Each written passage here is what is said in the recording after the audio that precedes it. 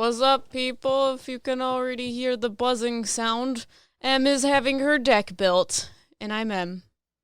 And I'm Liv. And we're your Meta PsycKicks. Oh, this one. And we're your Meta PsycKicks. I think you need to leave that in. It's really one of those days. It really is. It's one of those days. Yeah, I'm going to have a teeny tiny front porch that I'm going to put a cactus on in the middle of winter. Wait, is that where Butler's going to go? Yeah, when it's not snowing. That's awesome. Butler is the large cactus that I got her. Just touching her microphone because there's no way you didn't hear that. Everything is litter. It's just, everything's on fire, but it's fine. So. It's October. It's spoopy season. And a few weeks ago, we went to Salem, Massachusetts. For my bachelorette party. You don't get spoopier than going to Salem for your celebration of not being single ever again. It's very on brand for us. It really is. We made it into a business trip where I filmed the entire thing, or most of it. So if you want to see that vlog, check it out on YouTube. For sure. But, I mean, going to Salem is one thing, but we didn't just go to Salem and stay, like, in a normal hotel. We stayed obviously, at the Hawthorne Hotel. Which is very haunted. It's also very pretty because it's from the olden times. You gotta really think about that button. I really did. Well, the other one is the one that I like because it goes with my dad jokes. The other one does not go with my dad jokes. Mm-hmm. So we're going to give you a rundown of our stay in Salem, Massachusetts. I do want to say that we did get recognized while there. Which was an interesting experience. And it was the best. Yeah, this girl found me first and passed me and was like, I saw you on TikTok. And I was like, wait, what? Because I was just sitting there like staring down at the ground waiting for Liv to finish buying something at CVS. Mm-hmm. And this girl just walks by and is like, I know you from TikTok. And I was like, oh, God, that's a lot of pressure. And then she left because she was like, you know? Yeah. And then I walked out of CVS and I was like, that girl noticed us. I was like, what? What do you mean? She's like, well, she just walked there. She noticed me, you know, because like. We're on the internet. Right? And I was like, no, I want to be noticed. That's like when you know. This is like the first encounter and I missed it. So I literally told Em, I was like, where did she go? I'm going to run her down right now. I need to take a picture. She's going to think she recognized us. No, I'm going to recognize her recognizing us. And then we went into a crystal shop. And then the same girl went into the same crystal shop and found Liv. So let's talk about synchronicities of that the crystal shop that we were in had many arrays of different cutouts of crystals, obviously, and many of them were tiny penises. And then the girl that I joked about running down came into the same tiny shop, which was on brand with the Bachelorette what do those theme. Two things have related? It's because we're there for my bachelorette party. So we're there. Uh-huh. I am, heterosexual? As of my understanding of my existence right now. So you're straight. For the bachelorette party, it's funny that there was tiny dicks in a crystal shop. Okay. It's fabulous. And what then does that have to do with this girl? It's just too on brand because, you know, I didn't think that I was going to get recognized because she left, you know. All of the people in Salem, Massachusetts getting their spooky on, and I'm there looking at little tiny rose quartz penises, and then she comes in and she's like, are you Liv? And I was like, as a matter of fact, I am. She was ready because I told her about it. Mm-hmm. It was great. So I really hope that I wrote down in my notepad after I awkwardly got done talking to you because I was too, like, excited about you being excited that I entirely inserted both of my feet in my mouth. But I think your names are Lola and Kira. And if I am correct, hey, what's up? Also, if you see us out on the streets and whatnot, feel free to come up to us, but also expect the most awkward conversation because both Liv and I are the most awkward human beings in the history of existence. And knowing that you know all of my trauma, however I don't know who you are, is also awkward as hell. Yep. Mm-hmm. And in every single parallel dimension, too, we're also awkward. I don't think there's one dimension in which we're not the most awkward of tacos. Yeah, that's the programming in my brain. Socially awkward. That's why I didn't have friends. So thank you, Lola and Kira. I really hope I got your names right. If I didn't, you still know who you are. So, oh, God. Now we're going to talk about the Hawthorne Hotel and our bachelorette party of spoopy Salem, Massachusetts that Emily planned so lovely for me with Ibiza. With anxiety. So the Hawthorne Hotel was way better than I thought. The entire time I had severe amounts of anxiety about being haunted to the point where I wasn't going to be able to sleep. Yeah, there was 2 options when I was booking hotels. It was the Hawthorne Hotel, which looked prettier and is in the central whatever of Salem, and the Merchant Hotel, which we found out was a lot scarier. But the Hawthorne Hotel, supposedly the 6th floor was the most haunted. And we just so happened to have 2 rooms, one of which was on the 5th floor, and the second one was on the 6th floor. Guess which one Liv stayed in? Yeah, I kind of felt bad, but also not really. She was in the 5th floor. So let's talk about our first impression of walking into the Hawthorne Hotel. First of all, I had to find where to park my car, which was a little bit of a ordeal, but it wasn't that bad. Their parking is right next door and around the back. So if you're going there, look for the parking lot behind the building. Because I did not know I like that. how that's what we're talking about. It's important. If someone's got to parking. park their slab somewhere, they should know where to do it. Especially after the car ride we had with a gaggle of girls and a not so caffeinated, sleep deprived Olivia manning the ship. That is a message. What is it? Recipe for disaster. So we walk in, we check in, they give us our cards. And when we were in the elevator, there was a nice spirit of a man in those weird, like, fancy coats that have the 6 buttons. You know it's fancy when there's 6 buttons. It's called pressing the buttons for us. double-breasted bellhop attire. Yeah, there was a spirit of a bellhop in the elevator, and I saw this. And then when we came back down, I saw pictures of them on the wall next to the elevator, but it's fine. But we go up to our room, and that's where I start asking Liv about what spirits are haunting our rooms. Well, I didn't even think about the difference between the 5th and the 6th floor because I have listened to a ghost retelling, haunting, whatever. Yes, but I honestly don't remember when it was or what I talked about. Blocked it out. 100%. I mean, I like to listen to spoopy podcasts and stuff like murder and paranormal stuff, but I cannot physically watch it. Otherwise, I will need more therapy than I already do now, and I don't even have that therapy. So we're off to a good start. Just wait until I make videos and force you to watch them when we go into investigations. Anyways, it was when we walked into the front like area, there's like a staircase to the left and a giant grand ballroom. They have refreshments 24/7, which is also very nice. But we were sitting at the front desk and I thought that our rooms were going to be next to each other on the same floor. And when they told us that they weren't next to each other and on separate floors, aside from being a bratty person, I was like, I don't want to have them next to each other. That's really stupid. We made them far in advance. And Emily's like, no, that's not how it works. The fact that we got 2 rooms is good enough. You're lucky we got 2 rooms. Yeah, I just remember holding all of these things and waiting to see people that I haven't seen in like literally a year and a half because COVID.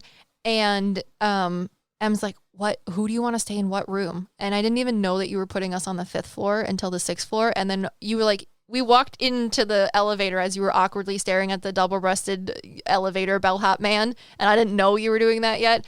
And you just said, it's a really good thing you decided to pick the 5th floor because the 6th floor is the most haunted. And I was like, thanks for telling me that after the fact, because what if I picked the 6th one? I would have had to kill you. Yeah, because we dropped all our stuff off in the 5th floor first, and there's actually the soul of a man that's in, or our just like room. on the floor. Is it just in the, like on the floor and not just in our room? Yeah, no, I think he watches the whole floor, but he was definitely in our room. And he was a lot more happy energy than the person that haunts the 6th floor. Which is funny because we went on a ghost hunt and the lady that was giving the ghost hunt gave us like crap about being at the Hawthorne. She was like, it's really scary, isn't it? No one knows what haunts the 6th floor. And then Liv's like, well, I wanted Liv to actually say something during the ghost hunt. But what's on the 6th floor, Liv?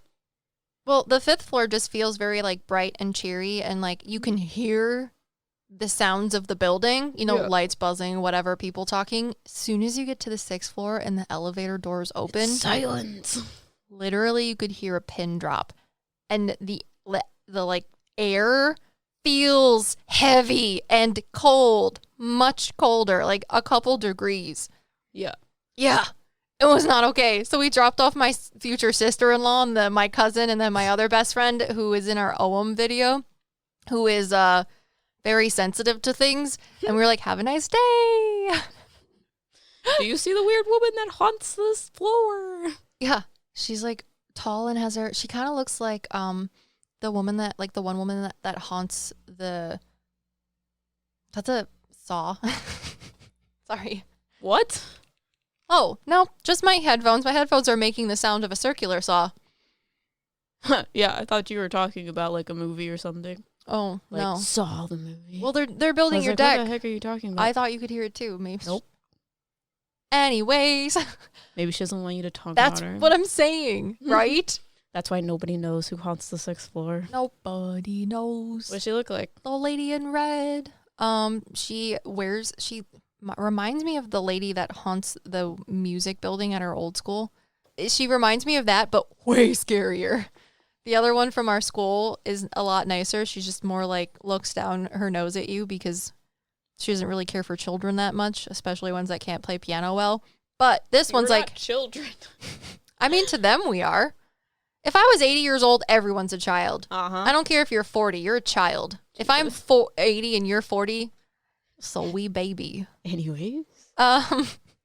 So she has this very scary aura to her, or maybe lack thereof. I'm not sure. But yeah, you describe her. I get the feeling of red and gold, and it's kind of like the lady from Matilda, but I also have never watched that movie. I've only heard people use references about the volleyball or like gym teacher who's really mean. I don't know. I'm asking her questions and she's like irritated by me. Well, yeah, because we're talking about how as soon as you get off the elevator, she's like, no talking, no laughing, no running, no anything. This is a quiet floor. Because I was like, why are you the one telling people to be quiet on this floor? Are you associated with a room? And she doesn't like want to talk to me because I'm like being sassy with her. I feel like she's associated with the whole floor, but just kind of like the guy on the 5th floor. I just think it's weird that there's just someone like, shh, like you're in a library. Yeah, she's like the nun that would hit your hands with a ruler. 100%. So it's interesting. It's weird. Well, the craziest thing that happened on the 6th floor, because we only went up there a few times to go get our friends, is I think it was it the same night or the next night we went upstairs? The same night. Okay, we went back upstairs to get Tessa and Julie, and we sat on the bed, and it was clairsentience is wild in and of itself, so like emotions and physically feeling things as a psychic. Our legs felt like we had, like gravity had increased from like our hip bones down to our feet. And I remember almost panicking a little bit. I felt like they were like, you're about to be sleeping with the fishes.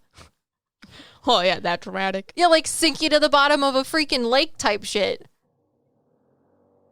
Do you remember that? It was wild. Well, yeah.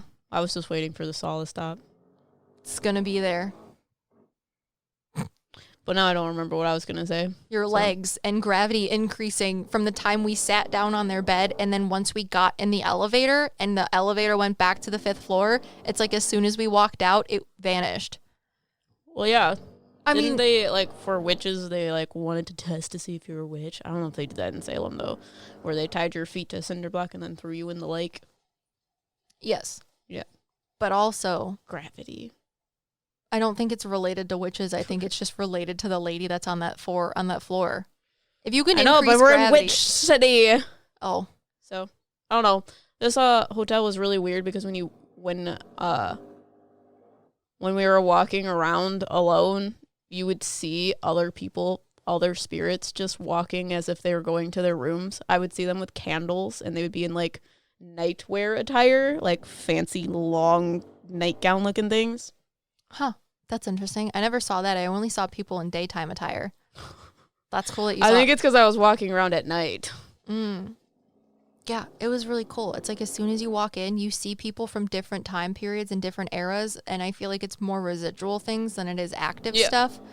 But since time is weird, and when you're seeing residual things, it's kind of like the Harry Potter like newspapers, you know, where they play the same image over. Yeah. It's like that. It's so cool just to like wander around and you know that you're in reality where you don't see things at all, just except for like the physical people that are actually there.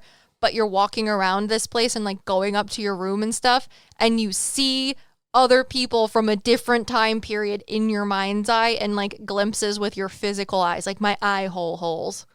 Yeah. It was a fun time. Liv was seeing what? Horse carriages outside? Yes, but it's not even just the Hawthorne Hotel. It's like all of Salem. Yes, it's crazy. Do you think it's because it still looks how it did? Like, if they changed everything, would it still be as haunted? Like, renovated it to be more modern? Because it's one of the oldest cities in, like, the U.S. or some shit. I don't know. I feel like it depends on the souls and spirits that are there. Because that's kind of like what happened to the Merchant Hotel. What do you mean? They renovated it, and that's when all of the really poltergeisty stuff started happening.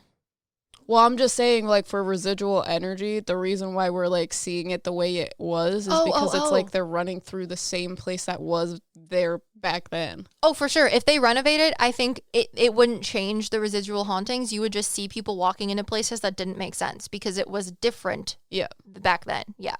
So if it's residual, it ain't going to change. The surroundings will change, but the haunting won't.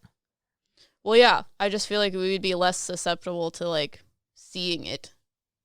Because literally it's just walking around on a cash day, seeing some woman in a nightgown walking down the hallway, looking at you and being like, that's not normal. Yeah. So, I don't know. Maybe it's just really old hotels that are like that, but that doesn't usually happen to me when I go to hotels. No? I don't see people in fucking nightgowns walking around, no. Oh, I don't see people, but again, it's hard for me to see people. So going to the Hawthorne was cool. Mm-hmm. It was great. Just Salem in and of itself, like seeing people walking around parks and different things like that. Absolutely wild. So I would 100%, advise going to the Hawthorne Hotel, not the Merchant Hotel.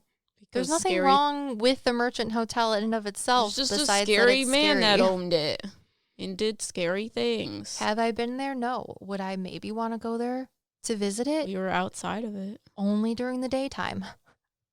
It's a bed and breakfast. Yeah. Mm-hmm. I just don't want people to not go there. I mean, if you're not sensitive to paranormal things, then maybe don't.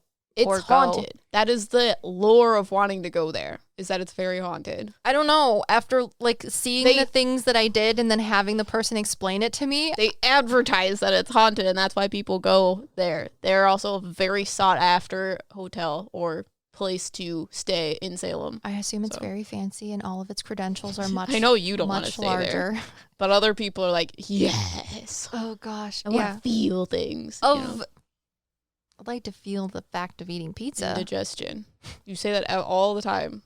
Same joke. Yeah, it's You're going to be one of those dads that just tell the same jokes over and over again. Mm-hmm. Hi, hungry. Nice to meet you. Anyways, if you're a medium, the type of haunting that I think is satisfactory for my stay at a hotel is that of the Hawthorne. However, if you like a more spoopy veal, I assume that the Merchant might be the type of haunting that you would like. But for me, it's not my cup of tea. So why is that, Liv? Do you want to talk about it now, or do you want to move on to the 7 Gables? I don't know. You brought it up. Okay. So, of the scheduled fun activities that Em and Ibby planned for me for my bachelorette party, was going on the Ghost City tours. Is that what it was called? Something like that. It was a ghost tour. Mm-hmm. So we went out, and we had like the whole get up, like we had witches hats. Mine had a veil, and then we had like little sashes that said things on them. Were you were the trophy wife, right? Mm-hmm. Yeah, because I am your wife. That's why it's funny. But probably shouldn't have done that because people were making a big fuss about it, but not in the way that I thought that they would. And also, our hats didn't fit, and it was windy. Try trying to be a cool witch, and all you got to do is hold your hat. Well, my head's too large. It was also windy. Too large for my head. My head was too large, so the hat was too small. That's what I'm saying. I got a chrome dome. Head was too large. The hat was too small. Oh, I thought you said your head was too small. No, the hat was too small. Hat, not head. Well, our witches' hats were too small for our Dimmadome heads. So it was interesting, and it was windy, and there was this one guy that was like, I want to be friends with you because I'm extremely intoxicated. So then McKenna had to scream at him, and then some people started clapping. I just tried to make it so that Did people start clapping? Yes, there was. People realized. No, there was one dude behind, like next to me and Tessa, because Tessa was talking to him because she's too nice. So then I put myself in between her and him so that she would stop talking to him. And I was like, if we pretend he's not there, he'll know that he's not there and he'll fade away, right? And then McKenna was like, ho, ho, ho. And then some guy started clapping. It's really funny. He was like bald. His bald. His sunglasses were on the back of his head, and it was at nighttime. Well, yeah. I just You think don't want to have them on your eyes this nighttime. I would rather have them on my eyes at night and just you ask be able if to see. it would makes it more interesting. More interesting than putting your sunglasses on the back of your head. I just have a thing about people that put sunglasses on the back of their head. That's what I'm going to do for the rest of my life. It falls under the category of like, I don't like things that look like people but aren't people. The back of your head looks like it's staring at me, but it's not actually there. And when you're bald, it really amps it up. I'll get one of those sunglasses with a nose too. I hate you. Just giving me fuel to screw with you. So one of the cool things that we learned about on the ghost tour after McKenna got done scaring somebody away, that wasn't very nice. We took off our witches' hats and went to the Merchant Hotel. And it was cool because that's where I learned that most of Massachusetts was literally just they dug up pieces of. I just don't understand how you make most of a what is it called, a state into land when it was once water. That's a lot of dirt. Mm-hmm. It boggles my mind that people are like, there's water here, but I don't want it. So I'm just going to Well, it's also fill an it ocean, so the ocean doesn't stay in one spot. Low tide, high tide, that type of thing. So if it's low tide, then you just start putting dirt places, shit. But then wouldn't it just wash away by the time it was high tide? Depends on how much dirt you put down, you know what I'm saying? I mean, I get filling in like a pond or a puddle, but the ocean, to be like, yeah. I am a human and I'm going to fill up the entire in, ocetion. But even just to think that you can fill in a section of it boggles my mind. Well, they did it. I did not think that was a thing. That is probably like the coolest fact that I learned on the entire time that we were in Massachusetts is that most people were just like ants and decided to change something. But the reason why we're talking about that is the water used to come up to the one side of the Merchant Hotel. Yes. So when we got up there and our tour guide, who was extremely sassy and very funny because she sweared, which is, I appreciate people that swear. Really? Contrary to popular belief. Or customs, I don't know. But I got up to this hotel thingy, and Emily, I don't know if you were next to me or on another side of the group. There was a lot of us. I wasn't next to you the whole time. Uh-huh. Tell the story. I immediately heard screaming in my head, and it wasn't my own. And I was like, I don't know. You have internal screaming. You ever seen the meme with what is it? They're in yoga class with the person that's dressed up like the Grinch, and they're like, now everyone exhale, and on this exhale, let out all of your inner tumultuous whatever turmoil. And you have inner screams. Well, for me, yes, but these were not my inner screams. They were someone else's inner screams. It's clairaudience. I hear things in my head. Yeah, people ask us how we know the difference between our thoughts and someone else's thoughts, and that's what Liv was deciphering between her own internal screaming or someone else's, because apparently she does that a lot. Well, I'm also not somebody that screams in general. You know how I don't believe you. You brought up the argument that it could have been your own internal screaming, so I am now assuming you always internally scream. Yeah, but my screams aren't like like high-pitched screams. It could be in your head. They can be however you want them to be. We literally competed in a horror film contest. I know. I had to scream for you. However, it's happening in your head. You can scream however you like. Yeah, and if I do, it's more like a man who's lifting up a log. But you can imagine it to be higher. It's your brain. I know. Just do it. I would not. That takes too much energy. I would not. But don't give me complaints of how you can't do it. I know you can. So someone else was screaming. In my head. That wasn't me. And it freaked me out. And I was like, it's just because I'm spooked because it's dark outside. That's when the tour was happening. It was like 9:30 at night. And there was people around. Some dude was also harassing us, kind of. So that had me on edge because men can be scary. And yeah, I was like, I'm just going to write it off. This is my own internal screaming, even though I didn't think it was. And I'm thinking, okay, she's talking about a hotel, so there can't be any screaming. This place looks nice. It's snazzy. Look, they got gold embroidery on their sign. It's not a hotel. That's a bed and breakfast, and some scary guy used to own it. Yeah. You should tell people about it because I don't know what the story was. Oh, so okay. So there was a guy who owned this place that is now in a bed and breakfast, the Merchant Hotel. The Merchant Hotel, And I wrote his name down somewhere in our other notes. His name was Greg, I think. Oh, God. Hang on. Give me 1 second. Talk to the people. Tell them what's going on. Liv didn't do research for this. But she was supposed to.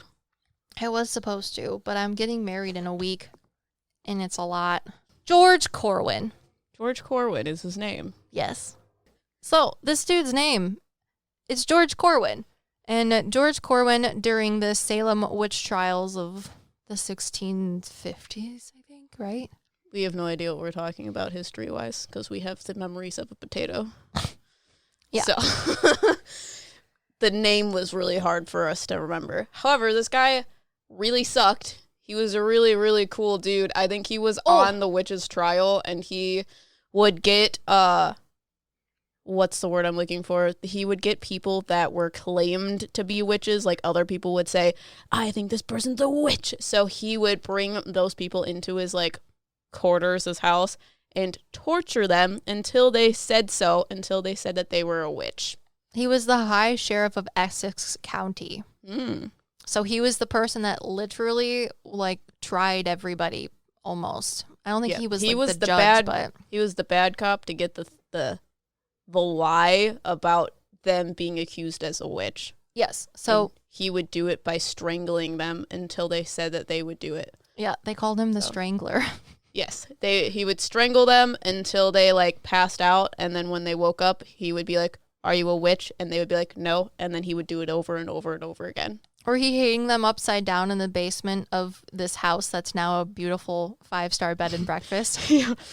Where you can have toast in bed or something. Oh, God. Until their internal, I don't know, bodily fluids would start running out of their head orifices. So he killed a lot of people because, sorry, they're telling me things. I don't know if this is true, though. Telling you what? They finished the sentence for me in my head. There's a man that talks. He's like a butler-y type thing. He has like one of those pocket watches in his coat or whatever, the like vest. And he's like, he used to torture people, and if they didn't confess, and then he'd put them in prison, and then they'd go on trial or stay in prison until the end of the witch trials. He's like, he would just torture them until they died. Yeah. Yeah. Because when the woman was telling the stories, I think she only talked about like him strangling them until he got the answer out. So when she said that, that's when I started seeing all of the people that were there that were spirits that had died there. And I was like, oh, this is interesting. He actually kills people. Mm-hmm. And it's even worse because if they died, he'd be like, well, the devil killed them or something like that. That's even worse. Mm-hmm. Well, they believed it. He is the devil. Yeah, I've never felt a more sinister spirit, let's be real. Yeah, when they were talking about him, I saw this black shadow, which I thought was like residual energy of him. But Liv was like, no, I think that is him. And when she said that, I like questioned it because I was like, I have never seen a person or a human soul look like this before. But also I can't talk to what I would perceive as a human soul for him. Yes, and it's scary because the only other time that I've perceived a soul that is this monstrous, like it feels like a negative, dark, demonic entity, is that of Alcatraz. Yeah, there's a spirit of a man in Alcatraz Solitary that was confinement. in solitary confinement and basically lost himself. So as a spirit, that's how it manifested. So he is almost like becoming a dark entity. Mm-hmm. But we've already touched upon in another podcast, I think, that may or may not have gone out, that human souls can be vibrationally changed from like lower entities, lower energy entities to human souls. So you're saying dark entities can become human souls. Yeah, so it doesn't surprise me that human souls can revert back down. Yeah, because it's been bothering me for a while. That's a thing. It scares me. It's literally just vibrational levels because a lot of people are like, they're evil demons. And it's like, no, they're just low vibrational. We're like mid-tone vibrational. And then we have beings that are higher than us that are higher vibrational. There's no like good or bad. It's just balance, push and pull. Yeah, it's easier to go up than it is down, they're telling me. It's easier to go up. Mm-hmm. So anyways, yeah, in addition to perceiving the lovely person that George Corwin was. Lovely. I mean, this dude was so bad. As the tour guide was talking to us, I was seeing the impression of a woman with curly, frizzy brown hair just messily put on top of her head, sitting or standing in like a dress. I don't remember if I told you like what she was wearing, but it was very old-timey, but her hair was like, you know, the crazy witch from Looney Tunes where she like cackles and then hairpins fall out. Yeah. It's like that, but she's not wearing a hat. Yeah. If she were to move, hairpins would just go like boink. But right after Liv says that, the woman's like, people see this apparition of this woman with very like poofy brown hair. Mm-hmm. And someone in the tour pulled up a picture, and you would be able to find this picture as well from the Merchant Hotel, the lady with brown hair. And it was exactly what Liv described. I did not look at it. I refuse to look at it still. Oh, you didn't look at it? No, I don't want to know. I already saw it in my head because I saw her standing on the front porch. Yeah, she looked really scary. She's like looking, like her head is down, but she's looking up, and her hair is like out to here, like a fro, but it's like brown, and she's wearing this like dirty nightgown looking thing. Yeah. I should have just do my hair like that for the wedding. Might be pretty easy. So this guy was so bad that they, when he died, the townspeople of Essex County and Salem of itself refused to let him be buried in their graveyard. They're like, he killed so many innocent people, and he was such a horrible human being that we're not letting you, family of Mr. George Corwin, bury your son with our people. He's too rotten and evil, so figure it out. So, you know, instead of doing like a cool like Viking send-off or like exploding into cheese, a Darth Vader fire pyre, I don't care. They decided to bury him in the walls of the basement. You know, the usual. Casual. It's obviously, I mean, if Emily, if you don't know what to do with my body, please just stuff it in the walls. Put me in the hole where Okiku peeks through. Okiku. Just seal it up. Or put a window. I don't care. Frame it. Put some LEDs in there. Jesus Christ. So in the 70s, I believe, the hotel or the building itself was pretty much the same until I think it was a real estate company, bought it and they renovated it. And when they renovated it, they were there for a few years because I think it was a shoe shop before it was the real estate place. But the real estate place in the 70s or something is the one that renovated it. And when they renovated it, that's when the weird shit started happening. You know, normal poltergeisty stuff, no big deal. Why does that happen? Oh, it's because they put energy into changing things. Sorry. Yeah, it disrupts the resting frequency of the souls that are already there, so it jumbles them. Yeah, because they're like showing me, this is not going to make sense to anyone other than who I am, but they're like showing me these weird things that they're like wind tunnels. Like, okay, at Chuck E. Cheese, you're in those weird wind tunnels and they have like little tickets that you can like catch and things like that. Mm-hmm. Imagine the places, the wind tunnel is off and all of the stuff is on the bottom, not moving. And then when you start doing the renovations, they turn the fan on and all the stuff start moving around. Mm-hmm. That's what they're showing. Oh, that's cute. I'm getting like a Tetris type thing. What? Well, in Tetris, you move the little thingy to move the ping pong ball back and forth, right? Yeah. But if you change the paddle for the Tetris thing, it's going to mess up how the ball ping pongs back and forth. It might go a lot faster. That's not Tetris. What's Tetris then? Tetris is where you make the little walls and the like pieces fall down and you got to fit them in. Then what am I talking about? I don't know. Pong, probably. Some God, sort of I'm Pong dumb. No, game. you're right. It's Pong. Okay. I was like, Tetris doesn't make any sense. Now I understand why. Got it. Anyways, so Pong, it's like Pong, and you change the paddle, and then things goes all wonky. And you're like, it's going so much faster. I don't know what to do. And then you lose the game, and you're like, gosh darn it, high score's gone. Not Tetris. So the real estate company had their high score beaten, and they had game over, and it resulted in them catching, I guess on one of the video cameras that they installed or something, because weird things were going on, and the people that were in the office would just blame it on each other, like, oh, you moved my stapler. How dare you, Roger? Get me back my swing line. And they didn't think too much of it, but then when they installed, like, little cameras and things like that, there was one instance where they were going to like catch the person that had been doing little weird pranks to everybody in the office. It was me. And I guess what happened was something weird happened in the room, and then the camera cut off to the black and white cool static. And then when the camera popped back on, also me. All of the garbage cans in the building were stacked in a pyramid in front of the freaking camera. It was actually just in a formation of my face, going like this with my thumb up. It was me. Wow. So that's a really fun time. And then I don't remember. People said that they experienced feeling strangled, you know, the usual. Yeah. And garbage cans were being stacked perfectly. Like, remember when cup stacking, professional cup stacking Tetris. with this thing?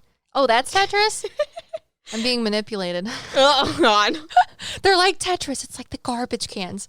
No, you just don't know what the game's called. Yeah, you're correct. You are very correct. I played Donkey Kong. Anyways, so can't get close enough to my microphone so you can hear my sultry voice. Then one night after this weird stuff was happening, the people in the, what is it called? The real estate agency were like, yeah, it's fine. The garbage cans are just neatly organized. It's a different way to do things. It's great. They decided to have their Christmas party. And during the Christmas party, there was this girl that wanted to go outside and take a cute picture because she's like, oh my God, I look so good. It's great. La la la la la la la. And when they took the Polaroid picture, she wasn't even in the picture at all. It wasn't like, here's the fa la la girl with this weird, crazy hair, staticky, you know, what do you want to call her? Scary lady? The lady with the crazy brown hair. Yeah. It wasn't both of them. It was just the lady with the crazy brown hair that I was seeing so lovely on the front porch. Yeah, you want to see a picture of her? No, you better not have pulled it up. I hate you. Get out of here. I'm going to take my glasses off. So she's nice and blurry. So that is George Corwin and the scary brown-haired lady from the Merchant Hotel. But, yeah, I think they found his body in the walls. I honestly don't remember, but that was the thing, which is not fun. Stop looking for it. I'm not going to look at it. I want to see it. Okay, so we'll go back to the Seven Gables. We're going to continue on our ghost hunt for our ghost city tours. There was a... Oh, that's what I wanted to talk about. Okay. I found it. No. Sure, we have 30 seconds to tell you that drivers who switch to Progressive could save big. But then what? Well, there is a nice piece of stock music playing behind me that a talented composer worked really hard on. So let's enjoy it.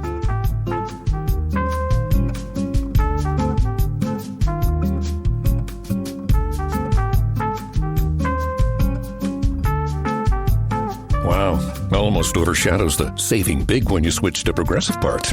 Progressive Casualty Insurance Company and Affiliates. I'm not looking. So this George Corwin guy. Takes glasses off. You're not going to be able to read your notes. I'm going to put him 2 inches from my face. I don't have problems Can you seeing actually things. read? Yeah, I can see things. Blurry. I can see things close up. I just can't see things far away. My eyes are like footballs. Think of Dora the Explorer. That's the shape of my eyes. Anyways, so George Corwin, who was the owner or one of the original owners of the Merchant Hotel, also known as the High Sheriff of Essex County, a.k.a. the Strangler, which only makes me think about the guy from SpongeBob. The Strangler! You remember? The big fish with the weird mustache and the comb over? Yeah, I think I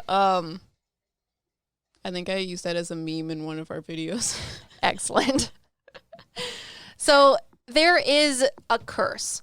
And if you guys don't know about it, I'm going to tell you about it. Because when we were here, the lovely lady tour guide touched upon this curse. So since George Corwin was the High Sheriff of Essex County, he is the one that would sometimes carry out some of the Salem people that he killed. I mean, he killed a lot of people, so it doesn't matter. He's a duty head. Duty head. So there's this story of a curse that Essex County itself cannot have a sheriff anymore because one of the many people that George Corwin ended their lives of was that of Giles Corey. Giles Corey is one of the people that you will find at the Witches Memorial, which I think has a different name. It's like something Cliffs, but it's very beautiful, and we're going to talk about that too. Was that the man that was pressed? Yes, Giles Corey was the old man who was pressed to death, and every time the strangler, would come over and say, "How do you plead?" Because literally, you had two options in the witch trials. You either pleaded guilty, and they would put you in the jail and wait to try you, or you pleaded not guilty, and they would still hang you. Because they're like, you can say whatever you want, but it's the devil. It's not you. You're guilty. So it doesn't matter.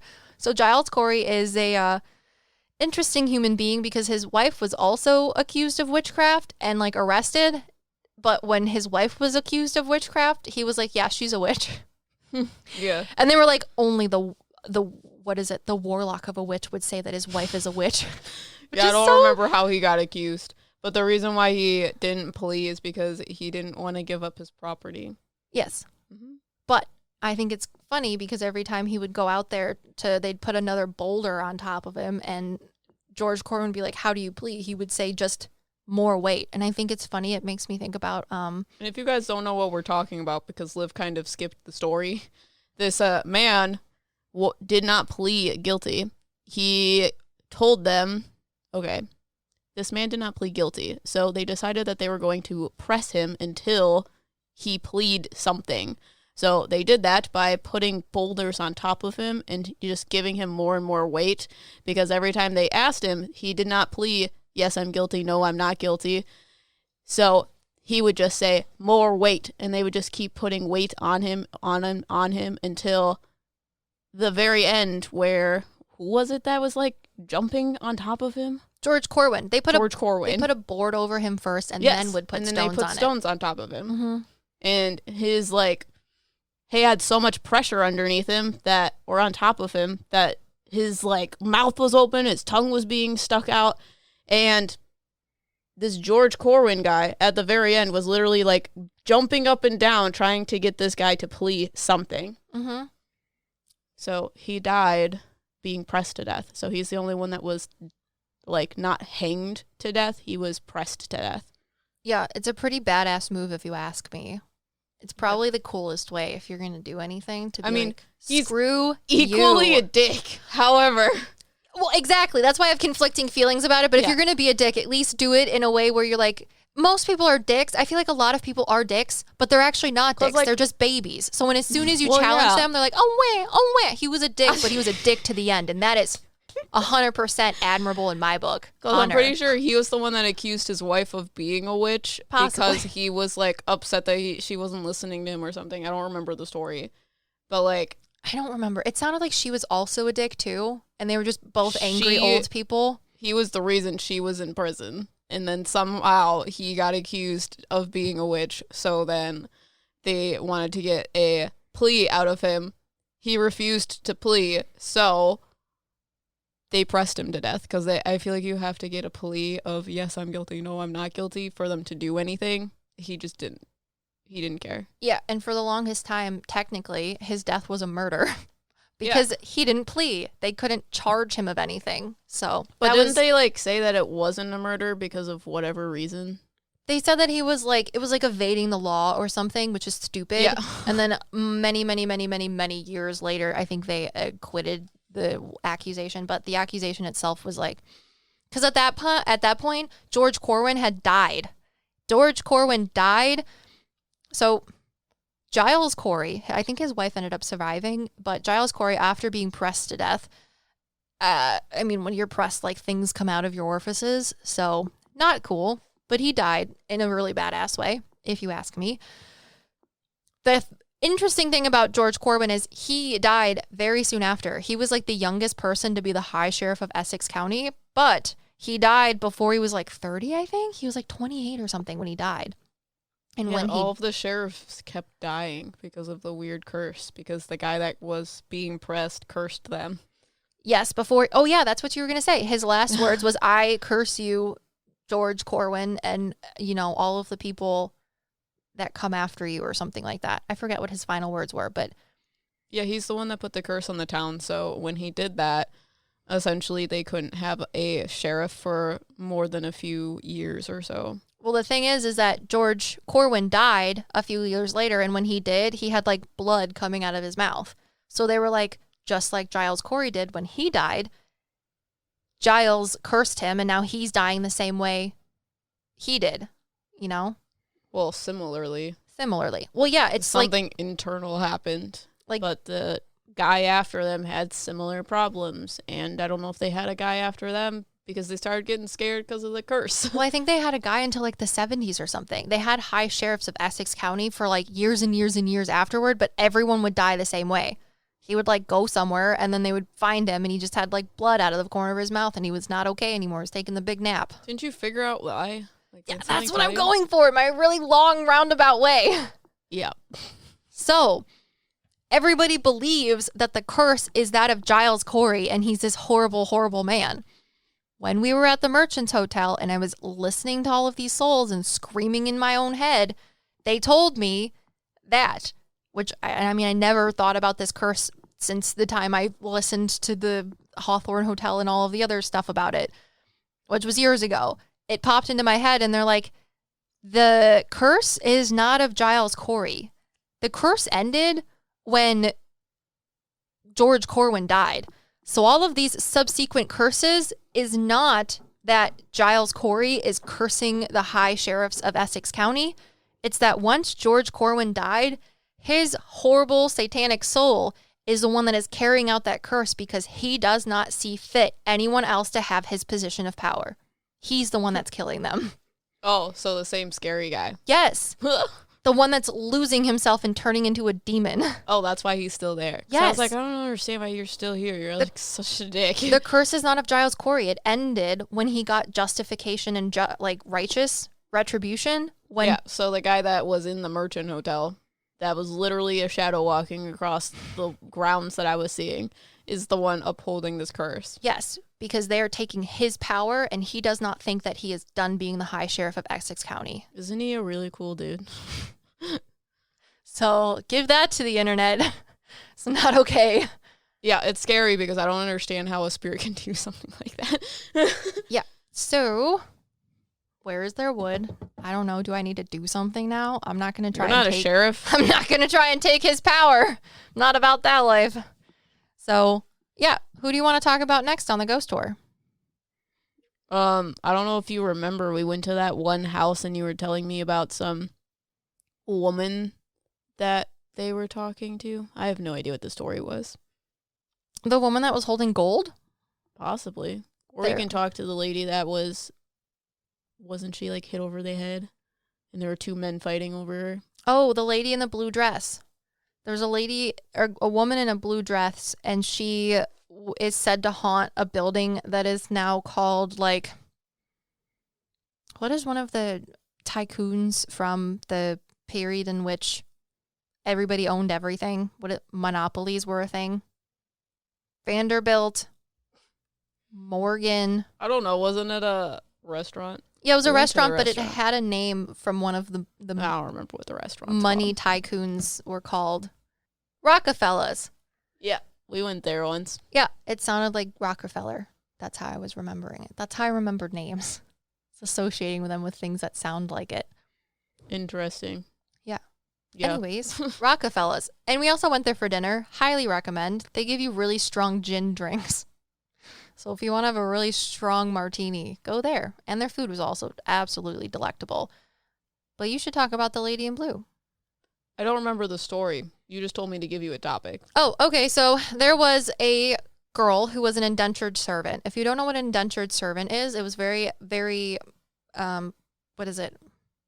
common during colonial times in America when we decided to be dicks and take over a place that wasn't ours. But anyways, during the colonial times, an indentured servant was somebody that would basically sign a contract with somebody that would pay for their lodging, home, and shipment of themselves to the colonies or anywhere else. You could be an indentured servant in Europe too.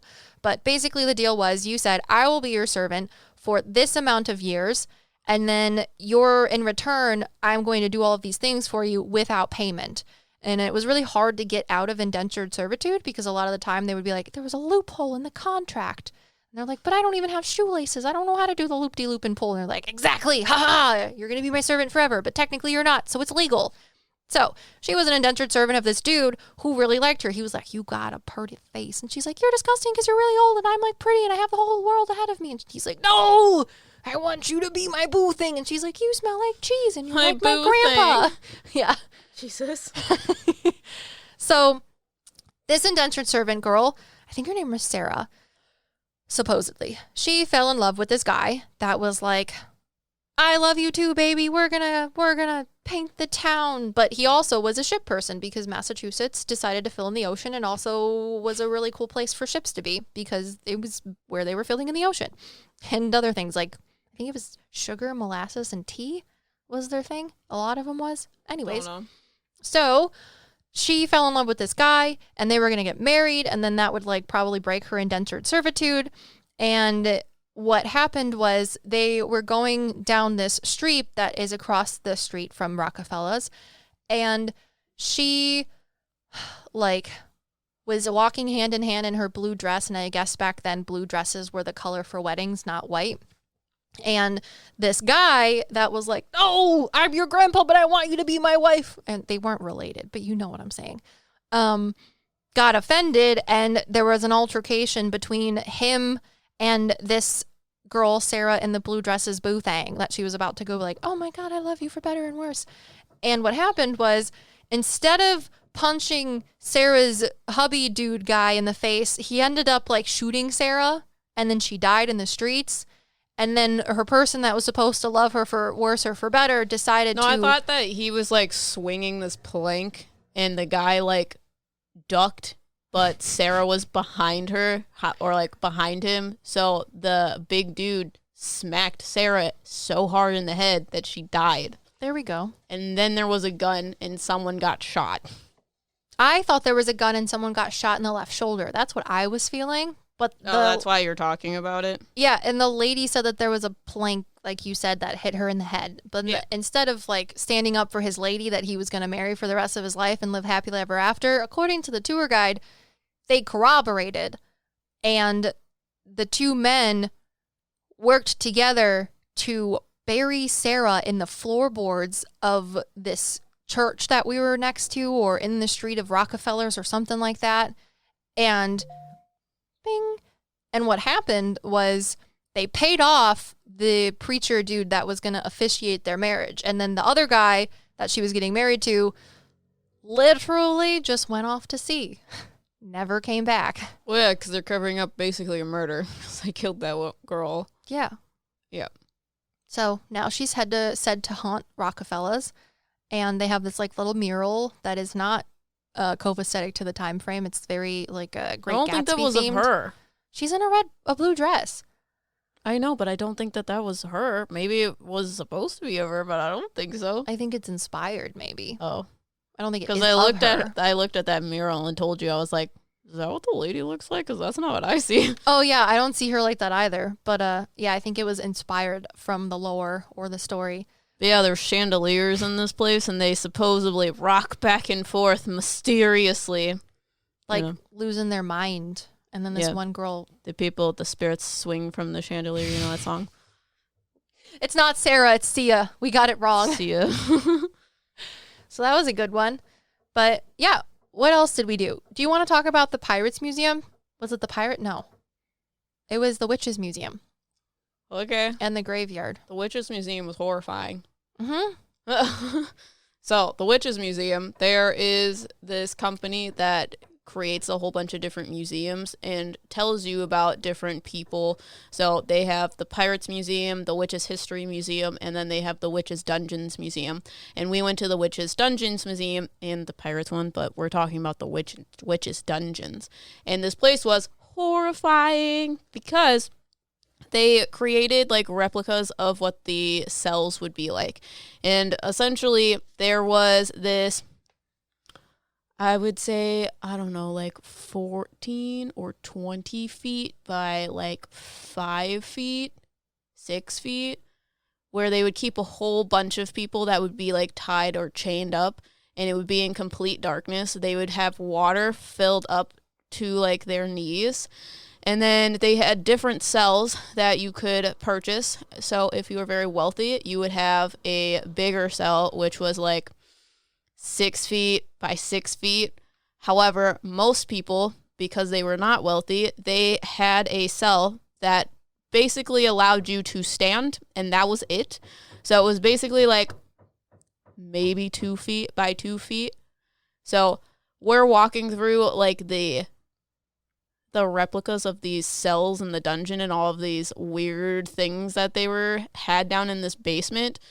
And that's when we get to like this, I don't know, rendition of them hanging people. And at that point, this entire time, I'm feeling like very sick because the energy down there is very dark. And it's not that this place was the dungeon. It's literally they created a replica to show people how awful it was. And if it was the actual dungeon, it would be so unbelievably worse. But there was this dark thing that was sitting next to, they had like dummies that were playing the part of people being hung in the end part of this like tour or whatever.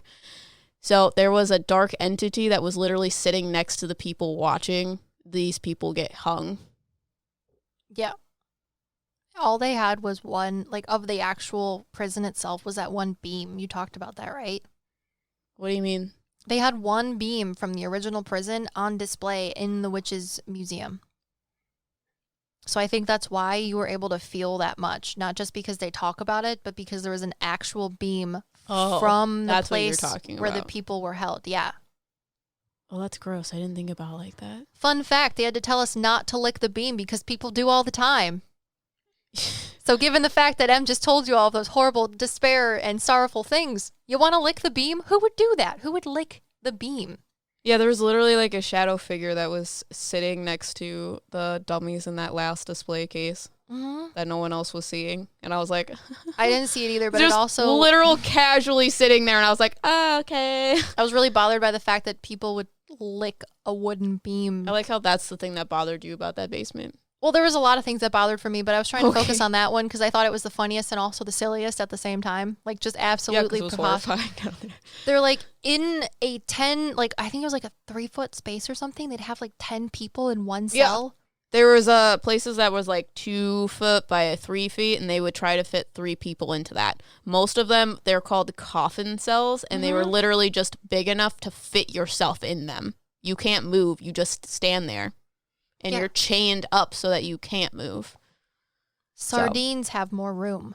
And basically the way that you get into this like dungeon is they would ask you to plead guilty or not guilty. If you plead not guilty, they would put you in this prison until you decided otherwise or until the like sentence was up. And you'd have to pay for your own stay. Yep, you would have to pay for your own stay. They also would put, I think it was steel, or was it lead? Iron. They put iron cuffs on you, which is super, super heavy and super, super expensive, and they would make you pay for it. Yeah, you'd have your feet and your hands shackled in iron because they thought that it would keep you from casting witchcraft. Yeah, they thought it would prevent the spells of undoing it and freeing yourself. So you had to pay for your own... shackles. You also had to pay for your own cell, your rent, your cell, and you also had to pay for your food. Yeah. And you were literally standing nut to butt with other people for years. And if you couldn't pay it, you could continue to stay down there. So after the Salem Witch Trials, if you hadn't paid or your family didn't pay for you to be staying in there, you would continue serving your time and just continue to rack up that bill. Yeah. So you'd be really bad. imprisoned for not paying your bills instead of now being a witch. Yeah. If you want to talk about any type of sense in which, like, the Salem Witch Trials was based on, don't, because there's not any. There's literally not any. Not a single fucking ounce of it. Yeah, that place was really bad. That basement was absolutely disgusting. Just being down there made me sick. Yeah. It's cool. I like how they created that downstairs, you know? It's fully created. Don't lick the beam. You might get possessed by demons. It's not even possessed by demons. You're just gonna get gone and have the serpulates. Also, it's disrespectful. Also, it's weird. It Germs. Germs. We also made brooms. That was a really fun time. Weren't you really talk about the 7 Gables? Yeah, I was gonna save that for last. Oh. And made a broom. I made a broom. It probably will be in the video. We made witches' brooms. They're really cute. At the witchery. We talk about why we made them the way that we did in the video. So go watch the video. It's cute. and then you can see them. It would be more fun if you could see them. Yeah, I was very nervous because doing arts and crafts puts a lot of pressure on me. I was in band. I didn't have to do art class. So. Yeah, I made Liv draw an aura reading. And if you guys are interested in aura drawing readings, join Patreon. It's exclusive service. Yeah, it was very stressful. It took me a long time just to color in colors. Yeah, just to color a rainbow around someone. Not even drawing things. So we also went to the house of the Salem Gables, and that was probably my favorite thing ever. Not ever. But it was really cool. It was a really great little place. They got we also went to the ocean, and I touched hermit crabs. Yeah. What else did I do? Well, we climbed climbed the tree. trees. You could tell them about the tree. Oh, guys, we went to it was Willow Park. Yeah, Willow Park. They have trees there that are so old. So old. It kills me. They're like...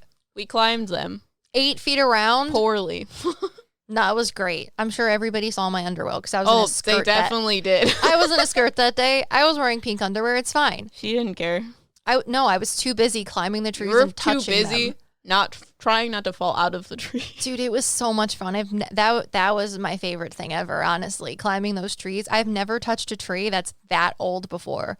It was like 7 or 8 feet long in diameter. So figure out that circumference with Pythagorean theorem or whatever. It was awesome. I absolutely loved it. There was a beech tree that had like reddish leaves, and she was fabulous. She like was very claircognizant and very clairaudient. Also, if you're new to the podcast, we can talk to plants. It's a thing. Yeah. Plants have consciousness, so it makes veganism interesting. No, it doesn't. People like to say that to us. Yeah, they're like, what are you going to do about it? What am I going to eat now? We have a viral TikTok, like one of the very first ones, and it's like where I'm talking to a tree that is not as old as these ones, but is also very old. And they're like, yeah, well, how do you think that tree feels about having a hook put into it? Trees don't view things that way because they're not people. You're anthropomorphizing. They're literally a house for, like, the environment. It literally creates shelter for things to live in it. So eating them is kind of the same thing. Anyways, so there was this really big, beautiful beech tree, and then there was also another big, beautiful, what was the other one? I have no idea what either one of them are. I forget what the other one was. He has a really spongy bark that was cool, and he was like, if you could fly, maybe you could get onto this other branch. She made it to the other branch. I thought she was going to die. It's fine. Yeah, it was I great. also saw her underwear. It was pink. Did you enjoy it? I was just making sure you weren't going to fall. Mm. Because I did such a good job catching your friend's phone from the tree that I was going to do an even poorer job catching you. It was so cool. The other tree, I forget what he was, but he had this like really cool spongy bark, and McKenna and I wanted to take a picture on this other branch that you had to like climb, jump, scurry like a koala to get to. And Em's like, you could do it. It's fine. This is easy. And now you're like, yeah, I was hoping that you weren't going to die. I'm an enabler. It does not matter. I'm aware. And I didn't die, so it's fine. But yeah, it was a great time. This other male tree with the spongy bark also had more kind of like a female essence to her as well. Also, I need to tell you that since Bradley is obsessed with tree, if you don't know who Bradley is, Bradley's the man that I'm marrying in like 10 days. Trees can be male and female at the same time. You told me that. I didn't know that. What are you talking about? Spiritually, I perceive trees as having the ability to be both male and female, either in equal or unequal, but equaling 100%, correct? Okay. It's biologically possible. Oh, that's what you mean. Because Yes. I was like, you told me that. It's not a surprise. They're called like dimorphic or something, where the tree will have male parts and female parts to be able to either have babies with itself or babies with other trees. Isn't that everything though? No, Like all plants? some plants like are flowers? not all plants are like that. Some are male and some are female. Weird. That's why I didn't know if my claim of this tree can feel like it's male and female was actually accurate to the spiritual things that I was perceiving. Because sometimes spiritual things are just weird and there's no explanation for it. But scientifically, it's possible too. Well, you should show me an actual biological male plant and biological female plant. Okay. Okay. So it was a great time. I loved climbing both of those trees. I did not die. Em saw my pink underwear. All of you now know that I was wearing pink underwear. It wasn't very like expressive, like Hanes, like the stuff you just buy because you need underwear. You don't need to describe your underwear on the internet. I do, because people are going to be like, oh my God, let's fantasize about our underwear. If they're weird like that. Making it worse. No, I'm making it better. I'm telling you right now, it was not fancy. So there. I don't own fancy underwear. It takes too much time. She's really got her sounds on her phone. Yeah. My mother's bothering me because I have 10 days until I explode into cheese. Yeah, that's what happens when you get married. You become cheese. So the 7 Gables, you should talk more than I am because I'm about to die. About to die about what? My voice. I've been talking to all this whole time. Yeah, because I have no idea. I was nervous the entire time. Of doing this podcast? My shell was, no, when we were at Salem, my shell was there. It looked like I was there. I was not there. So, we went to the 7 Gables. Is the 7 Gables 500 years old, like the Shadow Man Manor? Because it looks like the Shadow Man Manor. Yeah, because if the witch trials were in 16-something and it was there probably before the witch trials and it's now, that's a lot. Yeah, because it's one of those places that has that big open, like, fire to cook your things with. That's in the kitchen. Yeah. This place was also, like, if you were a tall dude, you were not standing up straight. It was expensive to have high ceilings. Yeah, it was expensive because you had to insulate your house. So the fancy bedrooms were a little bit taller than the rest of the house. It was also, yeah, it was more expensive because it didn't heat it. And then there was like a tax on wood. So you could only get wood longer as long as the king deemed it necessary or something. Interesting. I remember learning that. And then the thing that they used to make toast. Yeah, it's a fun time. It looks like a squiggly brand. They're like, you put the slices of the bread in here and then you stick it in the oven and hope for the best. Did you know that 50% of deaths was because the people had to cook things? It was really hard to just make some toast. You didn't know if you were going to get some butter on it or die. But yeah, when we were in the dining room, they had things like set up as if it would be back then. And when we were in the dining room, I saw... It looked like residual energy of a woman bringing out a casserole-looking type of dish, but it looked different than the stuff that they had on display, because what they had on display, I believe, was like very florally and white and colored. However, what she was taking out was blue, and it was ceramic. So that was interesting. I watched her come out of one of the doors, and in my mind's eye, this is happening, and put that out on the table while this man was talking about her. And then there was also, I don't remember a lot of the information, but there was a place in which you can go up to the top floor, the attic area, but it was like a secret entrance type of deal. Yeah. So there's like, I don't know, like a bookshelf looking thing, and you hit like some weird thing and the bookshelf would open, and then you would go up these really tiny narrow stairs that like literally spiral case up to the second floor, and then you would come out another like weird bookshelf wall looking thing, because there's like, there were like buttons in weird places that you would not think of. So underneath this little nook thing, there was this button that allowed the door to open. So there were fun places like that. But this place also had a beautiful garden, absolutely beautiful garden. And when we were in the garden, Liv and I started talking about the souls that we saw there. And Liv started talking about a woman that really liked her garden. Yeah, there was like an older woman there, and she was talking about how much she liked it. And all the roses and things. She said that it used to be more extravagant, even though it was the same size, and that she understands that gardeners nowadays don't have as much time to actually do gardening. She's like, because they don't live on the premises. They have to take care of other people's gardens. But we had a really lovely gardener here, and he lived here and made sure that it was beautiful for me. And there were fairies in the garden that looked like butterflies. Oh, yeah, I forgot about that. Oh. I really liked the fact that the kitchen or the formal dining room area was that like bluish teal color, because they're like, you know what's fancy, because this color had to take copper in the paint to make it that color. So like the Statue of Liberty, that's the color of the room. And they're like, that's why copper was in that paint. So it was expansive. Got you. Because all of the wallpaper apparently was hand painted. Mm-hmm.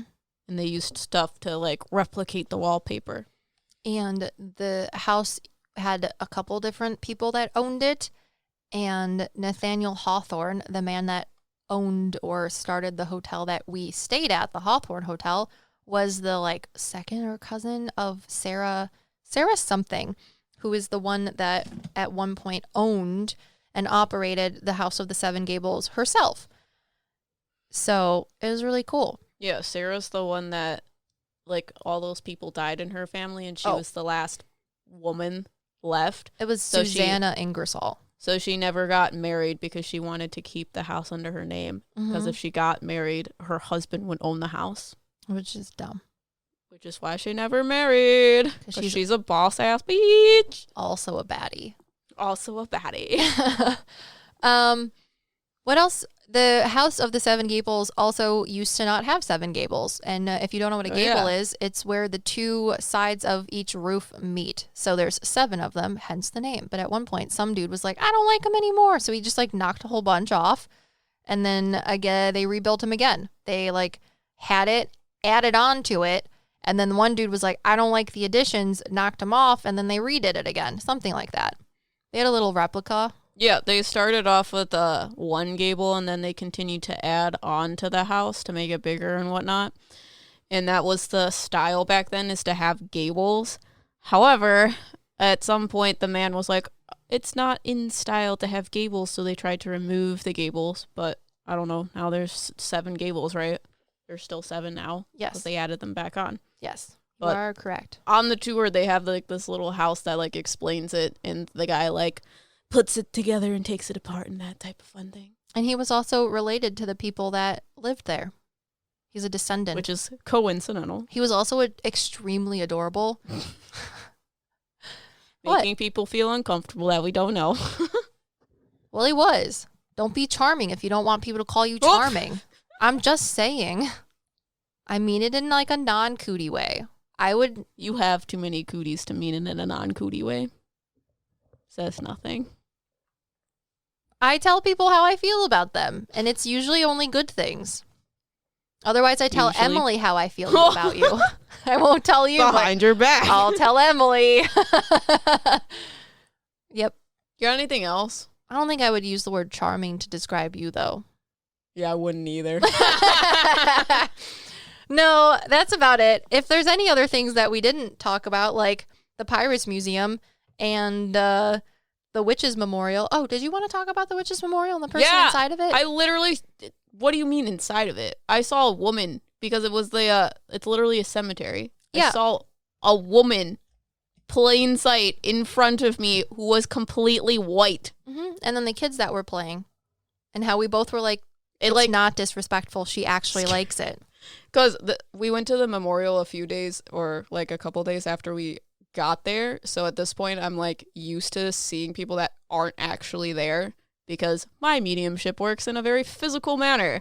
So we're walking around at night, this witches memorial, and I'm the first one in our group, and I'm looking back and forth, and I look at this tree, and there's literally a woman that is entirely white. And when I say white, I don't mean Caucasian white. She was the color white entirely, staring at me. And I looked back at her. I was like freaked out, because I was like, I just saw a fucking ghost. And I know I'm a psychic medium. I'm supposed to be used to that. But, you know, it's an odd experience, because I didn't realize there was someone there, because there wasn't someone there. But we went back the day after, and I'm telling Liv that I saw this woman that was entirely white, and she was like, that's the essence of the graveyard. So we did a graveyard video where we talk about the gatekeeper of the graveyard, and she is the gatekeeper of the graveyard. Yes. Because the Witches Memorial, obviously they didn't have like the bodies of the people, but they created this memorial for all of the people that died during the witches' trials, and they look like these like stone benches almost, and they're in this type of circle. And to enter this like semicircle of the stone benches, there's the words that they said that people like didn't necessarily listen to. It's written in stone on the ground. And it's written on stone on the ground because it represents that no one listened to their cries for help. So it is wading away and is being ignored as these people are walking into the memorial. And that's the like kind of like artistic idea around why it's there. Around, there's like a fenced in place around the back of this memorial that is the cemetery for all of the people that within the town, but right outside, like the opposite side of the gate, you have 3 larger headstones or a couple larger headstones. No, there's an entire cemetery back there. Yeah, Of the people that like, what's the right word I'm looking for? stood by and did nothing while people were absolutely monstrously murdered in front of them for a cause that was so ridiculous that it hurts my soul. They were the people that were responsible for like murdering these people. They were the people that were responsible for claiming that they were witches. They weren't the ones like accusing necessarily, but they were the people in power that put people to death. It was, well, it's the whole cemetery where all of the townspeople were buried of that time, but there's also the larger headstones right at the very back on the other side of the gate, and those were the judges. Yeah. And Yeah. they were facing away from the memorial to represent that they They what have, is the right word I'm looking for? it's that the judges have to look that now there's a beautiful space for the people that they ended their lives for. Got you. It's because they weren't Oh, talked no. about. They were facing away from the memorial because they turned their backs on them. Mm-hmm. That was the word I was looking for. It's like the rest of the people in the cemetery. They didn't do anything. They just stood by and let it happen. Yeah, so it was facing away from the memorial. Mm-hmm. So it was really great. You were talking about little kids. Yeah, the kids that were playing in the cemetery. And The you and I, physical kids. yes, and Yes. you were watching with a lady in white, and I don't think I could really see her, but I was trying to focus on her because you were talking about her, and one of the people in the party made a comment about like, kids shouldn't be playing in there. That's dumb. And we were like, no, she really likes it. Yeah, because the memorial place is really like light and happy. It's like surrounded in gold energy. Mm-hmm. Weren't you saying something about the trees? I don't remember. Okay. What did I say about the trees? I don't know. The trees are reminding me that you said something, but I don't know what you said. Oh, I don't know either. If you don't know, It's a mystery. we know. But if you guys want this and more content, there will be a longer, it's not going to be longer. This is a pretty long episode. But we have all of the vloggy style videos that we took on our excursion to Salem, Massachusetts on our YouTube channel. There'll be a link in the show notes, and we're going to talk about dad jokes. Also, before we get into dad jokes, it's spoopy season, and we're planning on doing a live stream on a location at the end of October. We are planning on doing it like the 23rd or 24th. It depends because it's going to be like really early in the morning when we're actually on a location.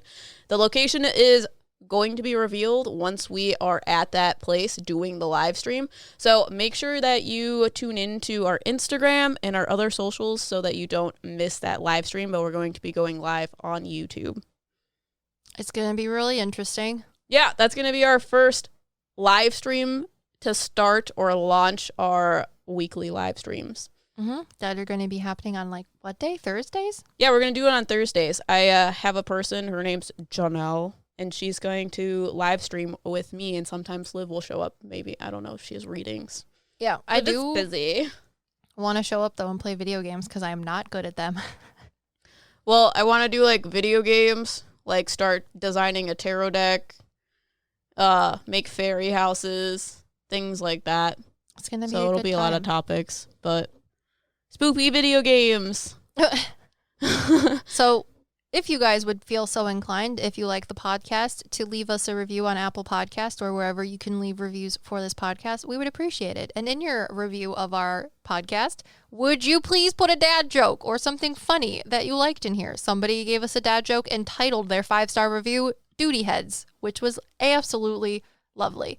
So there are some people that can't post reviews on Spotify or the other type of servers that you put reviews on, except Apple Podcasts, which I guess you can do. So Crystal sent us in a review to our email. She put, here is podcast review because I can't do it on Spotify. Wonderful. She gave us 2, but I'm going to read 1 for right now because it's funny. You ready? Mm-hmm. Why do melons have to get married? Because they're round. That is shapist. You're a towel. Because they can't elope. I don't get it. Cantaloupe. Ew, I hate cantaloupe. Oh, Fennel loves cantaloupe. I give her those big, like, long pieces. I'll just cut them in, like, this half circle, you know? She puts the whole thing in her mouth and then walks away. And then she'll come back with her mouth slightly open and her tongue stuck out just to poke. And I know it's still in her mouth, so I have to say, you can't have more until you finish that one. And then she starts eating it. She tries to get more. She tries to just put it in her mouth like a squirrel. Like fluff, was it Fluffy Bunny? Oh, I forgot about that reading. I don't know what the thing was, but we were talking to somebody who used to like to Fluffy Bunny. play that. I I guess think that's what it's called, where you put marshmallows in your mouth, and each time you add a marshmallow, you have to say Fluffy Bunny. And when you can't, then you lose.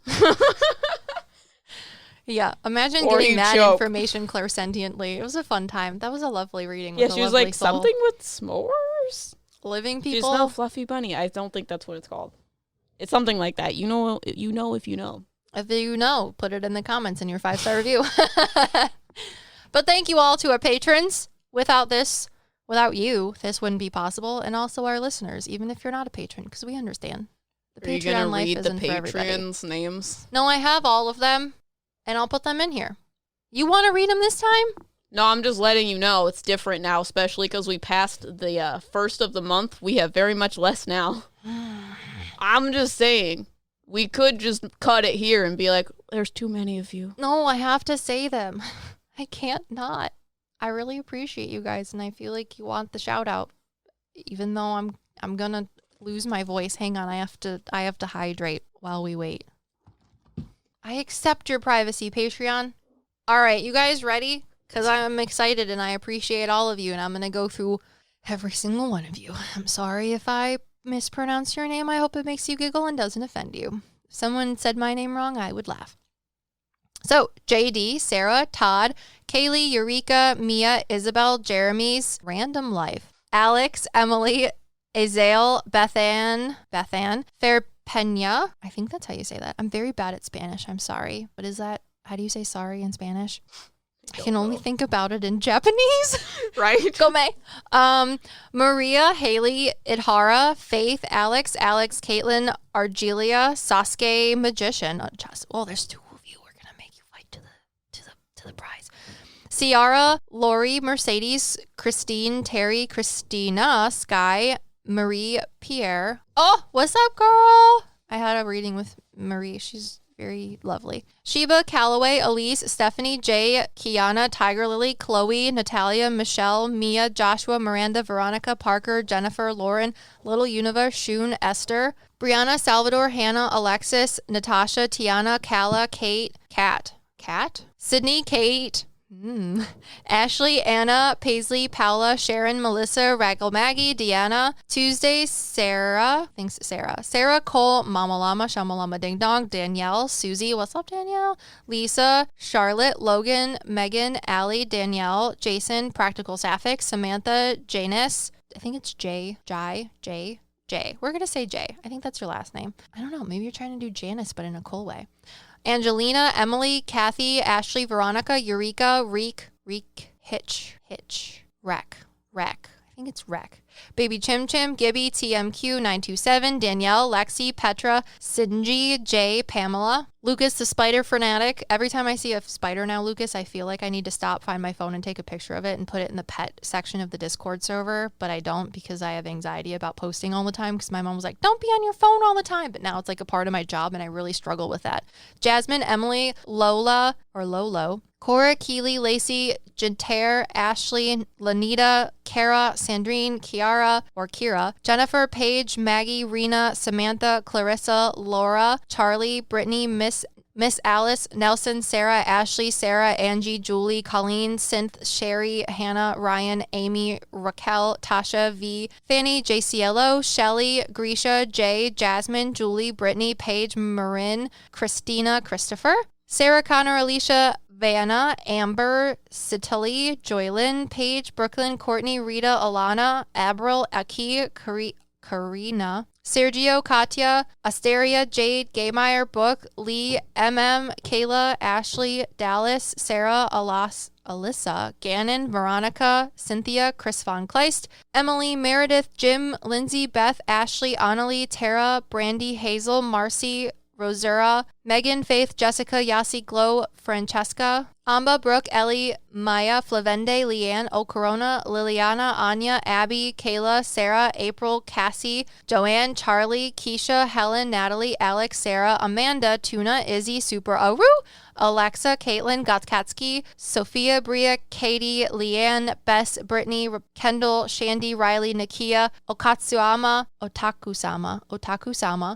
You probably get excited or like annoyed every time you hear us say your name differently every time. And by us, I mean me. At least it's not Korean anymore. Sorry. Otaku-sama, Riker, Lillian, Jay, Lucretia, Brianna, Kristen, Kima, Samantha, Erica, Ian, Vanessa, McKenna, Cindy, Kylie, Mev, Trinity, Anthony, Violet, Peyton, Mac, Jenny, Laura, Bradley, Laurel, Bradley, Sandy, Naz, Sherry, Sushi, Charles, Holly, Abby, Malake. Thank you all for your patronage. We appreciate you. And we'll see you in the Discord server. So next time we're going to talk about something different. And we are your friendly neighborhood Meta PsycKicks. You got anything else to say? I think we're going to do a reaction video to a new channel. Are you excited?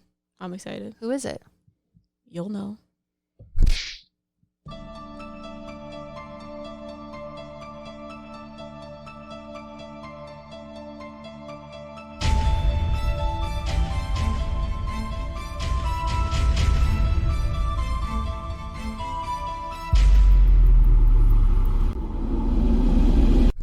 Make sure to watch our live stream on October 23rd or 24th.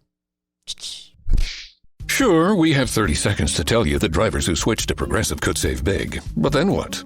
Well, there is a nice piece of stock music playing behind me that a talented composer worked really hard on. So let's enjoy it.